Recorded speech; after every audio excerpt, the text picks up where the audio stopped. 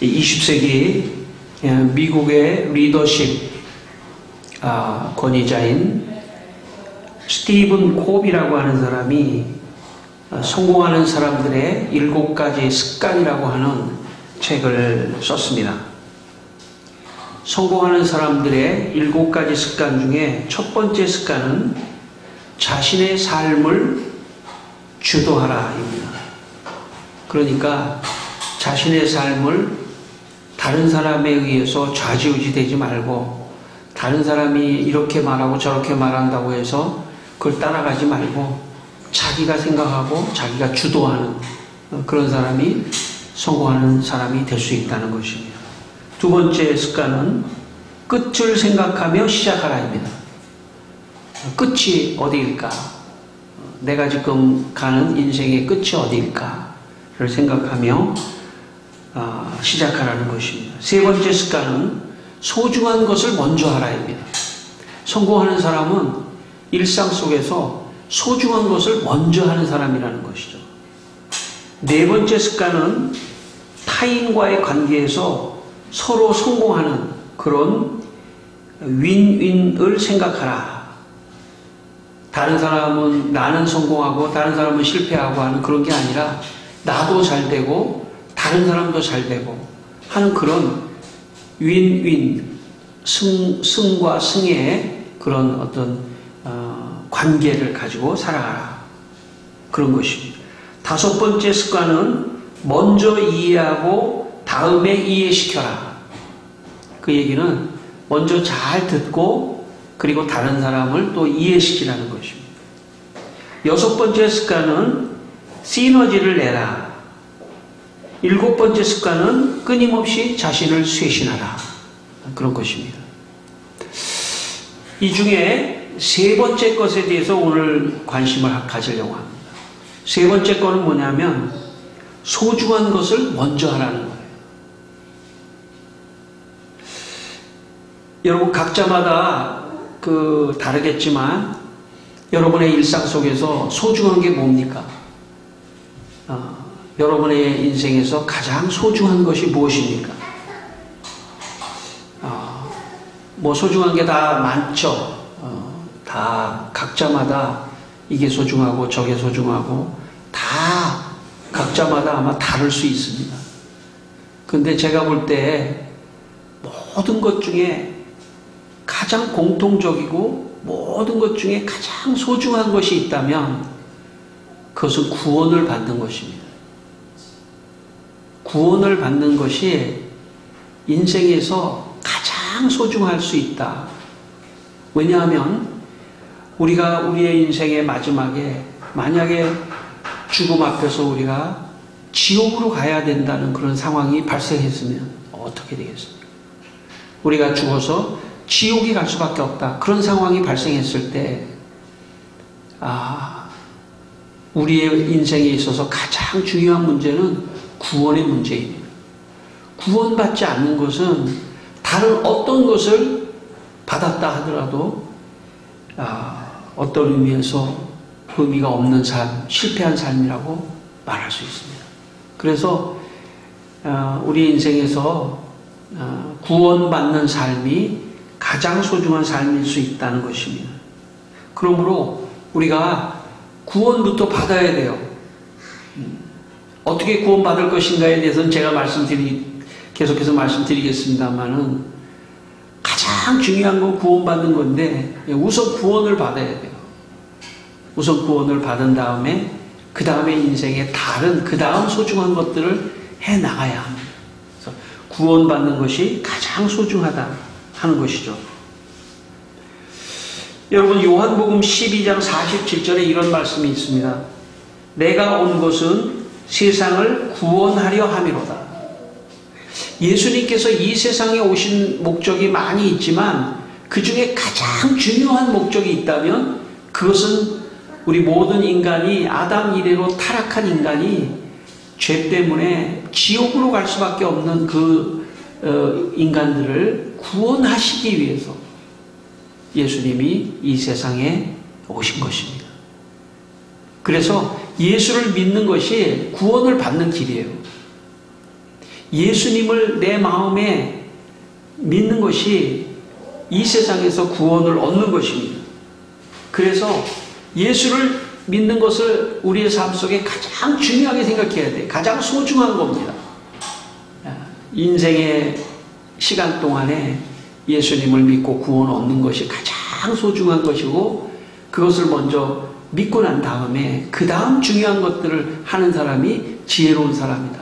스티븐 코비 박사에 의하면 소중한 것을 먼저 하는 사람이 성공하는 사람의 습관이라고 한 것처럼, 우리한테 대입을 해본다면 우리가 구원을 먼저 받고 그리고 우리의 일상을 살아가는 것이 가장 현명한 사람이고 성공하는 사람일 수 있다 하는 것입니다.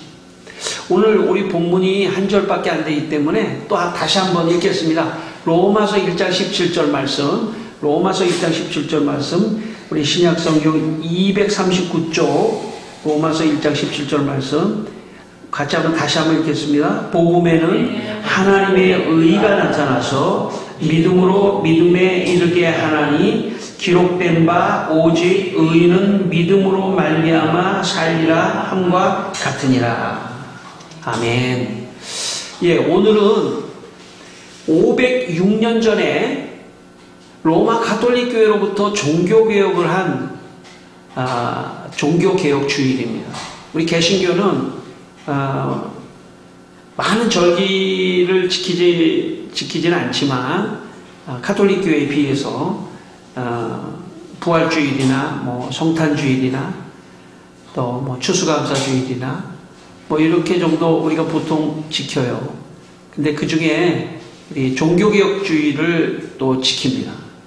왜냐하면 이 종교개혁주의는 구원론에 있어서 가장 중요한 그 가톨릭 교회의 잘못된 교리에서 개혁해 나왔기 때문에 이 종교개혁주의는 우리 구원을 어떻게 받는 것인지를 루터가 깨닫고 전파하고 수많은 사람들이 로마 가톨릭 교회로부터 나와서 개신교를 따랐던 그런 날이기 때문에 오늘 우리에게도 신앙생활을 위해서 대단히 중요한 의미를 갖고 있습니다.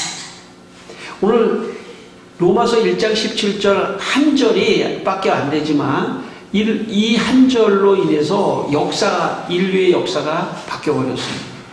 이 한 절 때문에 한 절에 대해서 어떻게 해석하느냐에 따라서 이 구원론이 달라지기 때문에 이 한 절에 대한 루터의 깨달음이 인류의 역사를 바꿨다고 말할 수 있고 교회의 역사를 바꾼 것입니다. 한마디로 요약한다면 이런 것입니다.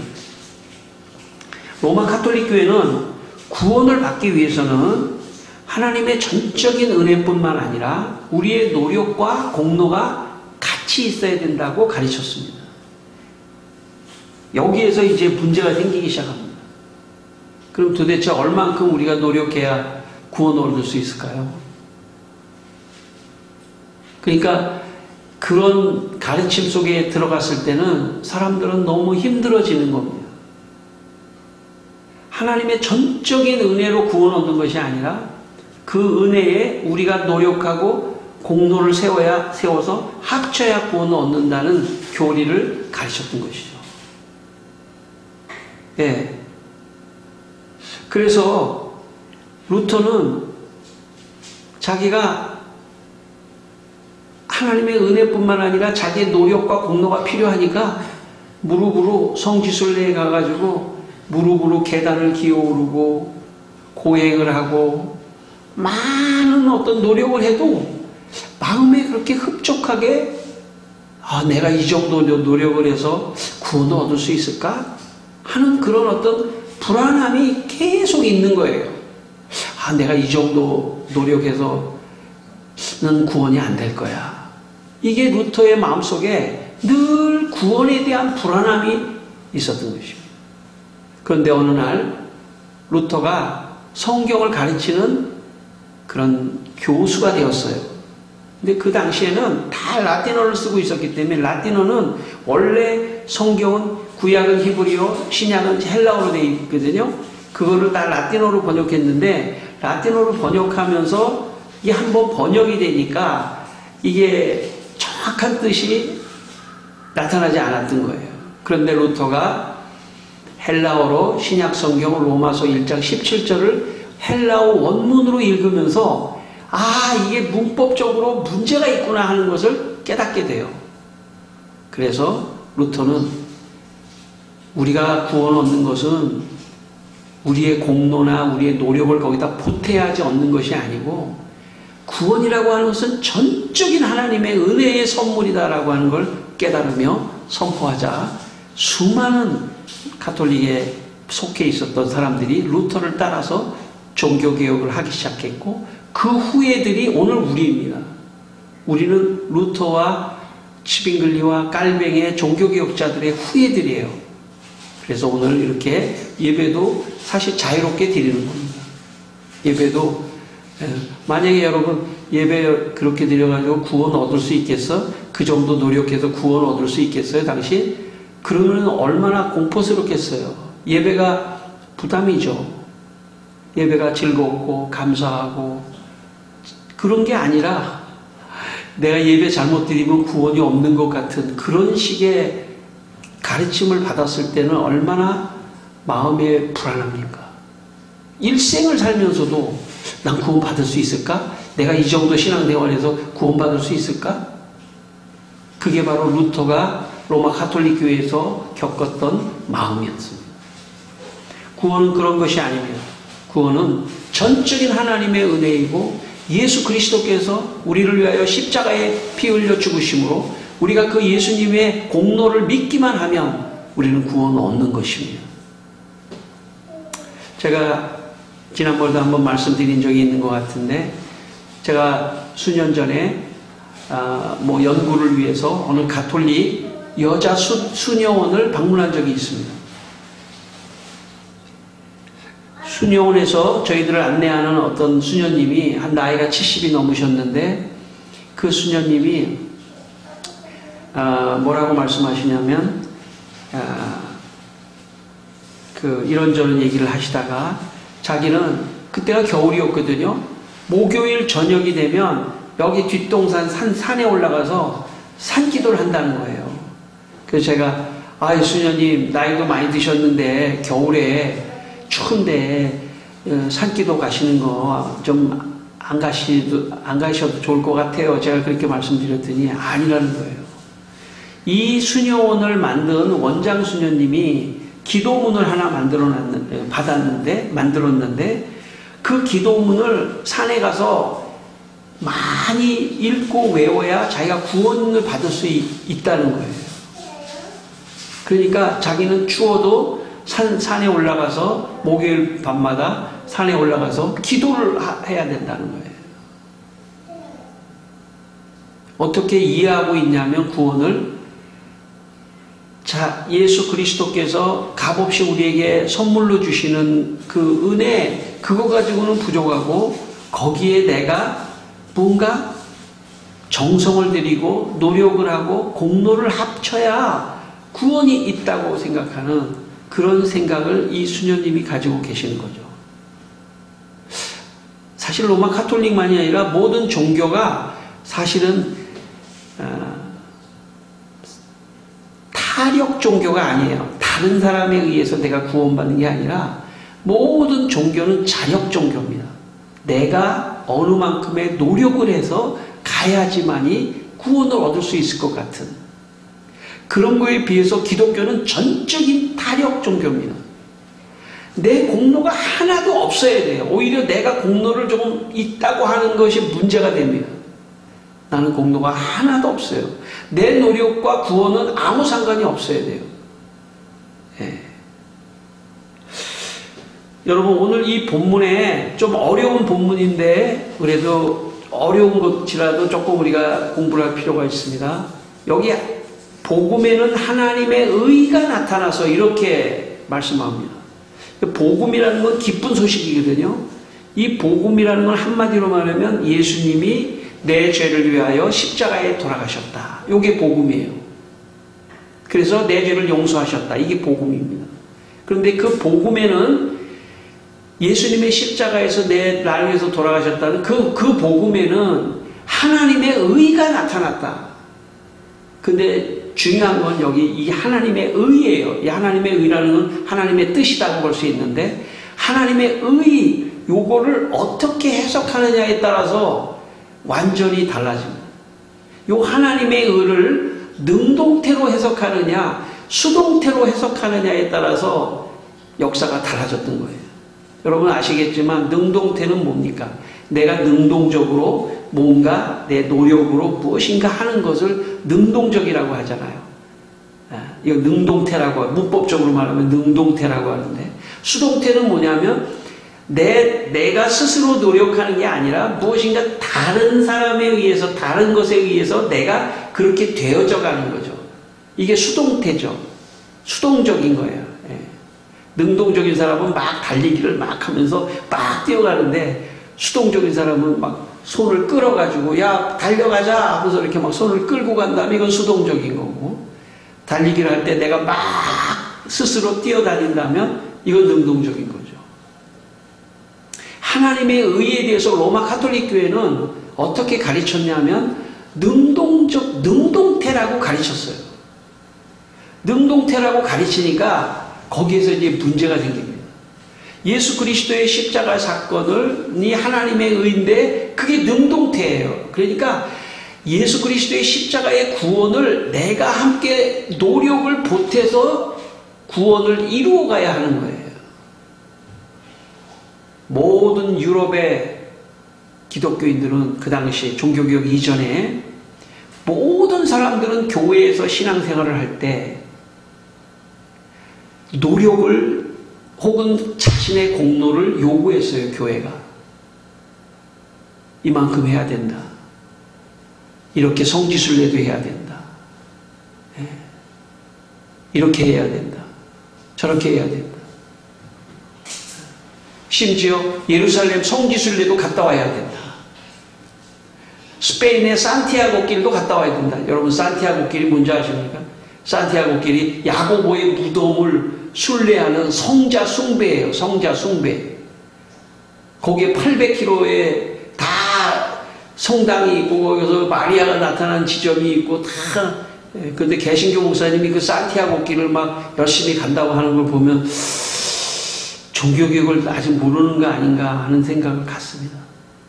성자 숭배를 해야 되고 자기의 노력을 해야 되고 또 면죄부도 사야 되고 여러 가지 자기의 노력을 해야만이 구원을 이룰 것만 같은. 왜냐하면 인간의 가장 본질은요 어디에 있냐면 구원이 있어요. 우리가 살다가 죽음 이후에 지옥이 있기 때문에 그 지옥으로부터 면할 수 있는 구원만이 가장 참 최고의 관심인데, 물론 이건 전혀 관심 없는 사람도 있죠. 아직 인생을 잘 모르는 사람들이 있긴 하지만 사실 인생이 죽는 순간에 장래의 시간에 과연 어디로 갈 것인가, 이건 현실적인 문제입니다. 여러분의 혹시 가족이나 누가 죽음 앞에 섰을 때 도대체 어떻게 될 것인가, 이거 현실적인 문제예요. 그때 우리는 구원을 얻어야 되는데, 근데 그게 굉장히 중요하니까 로마 가톨릭 교회는 하나의 성경에도 없는 연옥 사상을 만들었어요. 연옥. 지옥도 아니고 천국도 아니고 중간에 연옥을 만들어서 사람은 죽은 다음에 연옥에 가서 있을 거라는 거예요. 연옥에 가서. 그러니까 그 연옥에 가서 있는 사람을 구원해내기 위해서는 기도도 많이 해야 되고 장례도 많이 해야 돼. 장례도 많이 참석해야 되고. 제가 큰 교회에서 이렇게 장례를 하다 보면요, 장례식장에 가면 옆에 가톨릭 교회에서 장례하는 데도 있고 우리 개신교에서도 하는 데 있는데, 우리 개신교에서 하는 장례식에는 별로 사람들이 우리 교회에서 식구들이 많이 못 가는 경우가 많은데, 가톨릭 교회는 너무 많은 사람이 오는 거예요. 그 성당 식구들이. 그게 다 구원과 관계가 있는 거예요. 내가 거기 가서 봉사해야지, 내가 거기에 어떤 노력을 보태야지 내 구원이 있는. 여러분 개신교 이단 중에 그런 식의 논조로 교인들을 억압하는 개신교이단도 많습니다. 당신이 그렇게 해서 구원을 얻지 못한다. 더 노력해야 된다. 더 이렇게 해야 된다. 더 봉사해야 된다. 더 이렇게 해야 된다. 저렇게 해야 된다. 이단은 아니지만 종교적 집단의 어떤 그 생리로 볼 때 교인들을 다룰 수 있는 가장 강력한 무기는 구원론이에요. 그렇지 않습니까? 그렇게 해서 구원을 얻을 수 없다라고 얘기하면 가장 공포를 느끼는 사람은 아주 잘 모르는 일반 성도들이에요. 아, 내가 이렇게 해야 되나 보다. 그러니까 구원론을 가지고 장사를 하는 거예요. 그래서 마틴 루터가 95개조의 그 논박을 하는 핵심은 연옥이에요. 연옥. 어떤 사람이 연옥에 가는 거는 지옥의 끄트머리가 연옥이거든요. 거의 지옥의 한 부분이에요. 거기서 천국으로 가려면 헌금을 많이 내야 된다.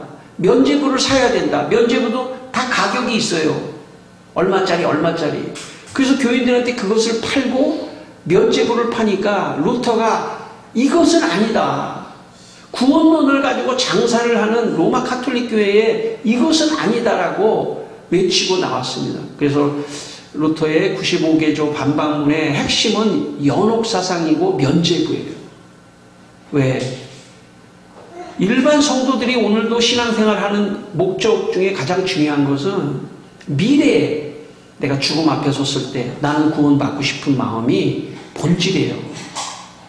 물론 이 세상에서 하나님 잘 믿고 축복받고 경제적으로도 축복받고 자녀들도 잘 되고 그것도 또 두 번째 목적이긴 하지만 본질적인 건 구원론에 있어요. 그렇기 때문에 교회가 하나님의 정신, 하나님의 어떤 마음이 아니면 교인들을 그 구원론을 가지고 세상 속된 말로 말하면 구원론을 가지고 교인들을 억압할 가능성이 있는 것이죠. 그게 로마 가톨릭 교회입니다. 로마 가톨릭 교회가 500년 전하고 지금하고 달라졌을까요? 안 달라졌을까요? 똑같아요. 더하면 더했지. 똑같습니다.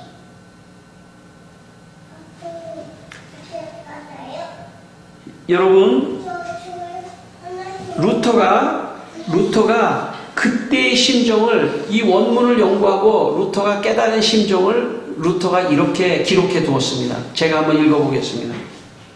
나는 하나님의 의라는 그 말씀을 미워했는데, 왜 미워했냐면 하나님의 말씀의 의가 능동태다 보니까 내가 뭔가를 노력해도 마음에 구원의 확신이 없다 보니까 그 하나님의 의라는 단어를 미워했다는 거예요.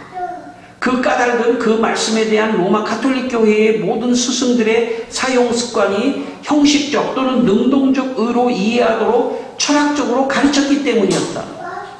그러나 하나님의 의라는 표현이 주격, 속격으로서 능동적으로 이해되어서는 안 되고 오히려 저자의 속격으로 수동적으로 이해되어야 한다는 사실을 발견하였다.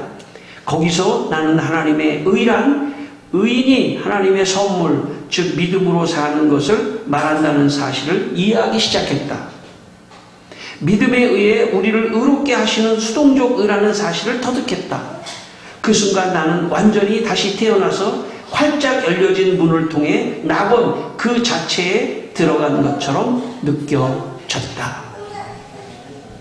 하나님의 의를 능동적으로 해석하지 않고 그동안에 능동적으로 해석했는데 헬라어 원문을 보니까 하나님의 의라는 단어를 수동적으로 해석해야 된다는 것을 깨닫는 거예요.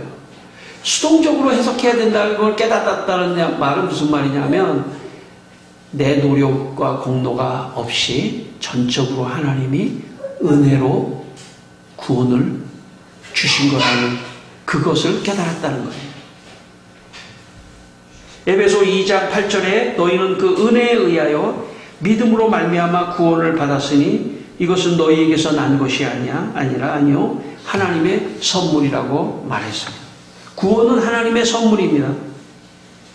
만약 구원이 하나님의 선물이 아니고 우리의 노력과 공로를 더해줘야 한다면 그때부터 우리의 신앙생활은 우리에게 엄청난 짐으로 작용합니다. 구원이 우리의 노력과 공로가 조금이라도 있어야 한다고 가르친다면 그때부터 우리는 구원을 위한 종교의 노예가 될 수가 있습니다. 저는 개신교가 종교개혁주의를 지키는 이유는 철저히 종교개혁주의자들의 사상을 다시 한번 되새기면서 지금 교인들에게 그렇게 하면 안 된다는 것을 선포해 줘야 합니다. 지난 시간에도 제가 설교를 종교개혁과 관련돼서 했습니다마는 교인들에게 진정한 자유를 줘야 돼요.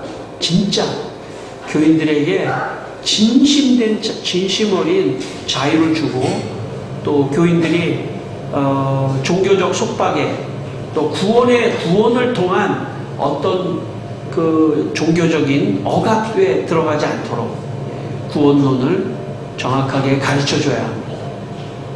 그래서 많은 사람들이 신앙생활 하려고 할 때 내가 이 정도 봉사하고 이 정도 교회에 헌신해야 나는 나중에 구원받을 수 있을 거야, 그런 생각을 갖도록 해서는 안 됩니다. 어쩌면 아무것도 안 해도 예수 그리스도의 공로로만 우리는 구원을 얻는 것입니다. 자기가 이 구원에 감격해서 하나님 앞에 헌신하고, 또 이 세상 속에서 하나님이 내게 축복을 주시기 위하여 내가 열심히 하나님을 잘 섬기는 것, 그거는 있을 수 있지만 그것과 구원론과 연관시키면 안 됩니다. 구원은 전적인 하나님의 은혜로 주시는 것입니다. 여러분, 예수님이 십자가에 달리셨을 때 예수님 옆에 행악자 두 사람이 있었는데, 양쪽에 그 중에 한 사람이 누가복음 23장 42절에 보니까 그 중에 한 사람이 이렇게 말을 했습니다. 예수여, 당신의 나라에 임하실 때에 나를 기억하소서. 예수께서 이르시되 내가 진실로 네게 이르노니 오늘 내가 나와 함께 낙원에 있으리라. 여러분, 이것을 보면 예수님 옆에 행악자는 지금까지 자기의 노력과 공로가 하나도 없었던 사람들이에요. 그런데 예수님을 보고, 예수님 당신의 나라에 임할 때 나를 기억해 주십시오. 그러니까 예수님이 뭐라고 말씀하셨습니까? 오늘 내가 나와 함께 낙원에 있으리라. 낙원은 천국이고 구원의 장소입니다. 그러니까 우리가 어떤 공로를 하고 노력을 한다고 해서 구원을 얻는 것이 아닙니다.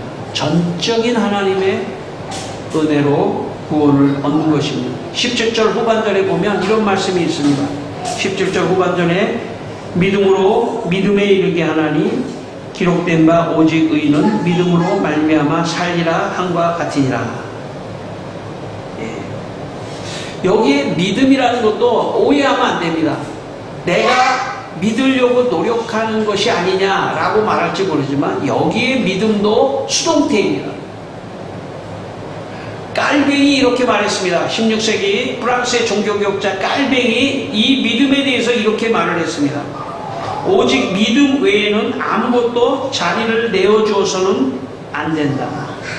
오직 약속에만 마음을 기울이고 사람의 고상함이나 공로에 대한 생각은 어느 것 하나라도 모두 멀리해야 한다. 믿음은 순전히 수동적인 것에 불과하며 하나님의 은혜를 믿음에 있어서 우리의 것은 그 어떤 것도 내세우지 않아야 한다. 다 수동태라는 거예요. 앞에 하나님의 의도 수동태고 뒤에 믿음도 수동태라는 거예요. 그러니까 구원은 전적으로 하나님께서 주시는 거라는 것입니다.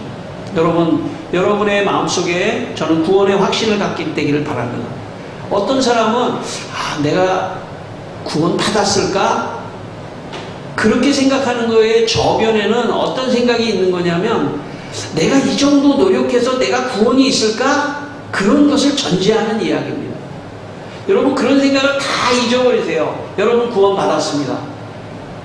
한번 아멘 하시기 바랍니다. 아멘. 여러분 구원 받았어요. 왜 그러냐면 여러분의 노력으로 구원을 받는 게 아니라 예수님이 이미 십자가에서 피 흘려 죽으시고 난 예수 믿습니다 하고 있기 때문에 구원을 얻은 거예요. 그래서 가장 인생에 소중한 것을 지금 여러분이 확보한 거예요. 그렇게 생각하세요. 그리고 그 다음 소중한 걸 열심히 하시고 하나님께 기도해서 열심히 해서 이 세상에서도 복받고 자녀들도 복받고 하는 것은 그 다음 문제예요. 가장 소중한 것을 먼저 획득했다, 이렇게 생각하게 되시기를 바랍니다. 마지막으로 제가 예화를 하나 하겠습니다. 제가 기억하는 가장 어린 시절의 기억이 하나가 제 기억 속에 남아 있습니다. 여러분 그런 거 있죠?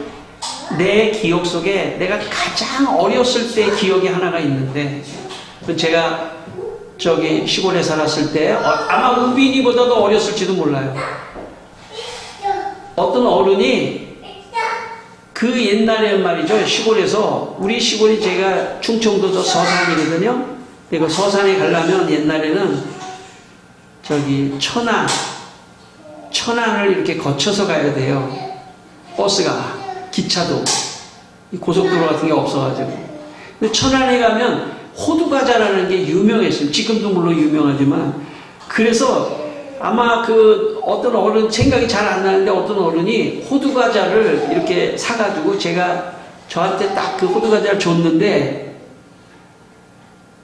이제 그래서 제가 그 호두과자를 받아서 얼마나 그 달콤합니까? 예, 시골에 사니까 무슨 단 것도 잘 그런 걸 못 먹었는데, 그래가지고 제가 호두과자를 끼고 잠도 자고 너무 좋아서 그 선물이, 그랬던 어린 시절에 유일하게 남아있는 가장 어린 시절의 기억입니다. 여러분, 예수님이 주시는 구원은 그게 그런 어린아이 같은 마음으로 그냥 받는 거예요.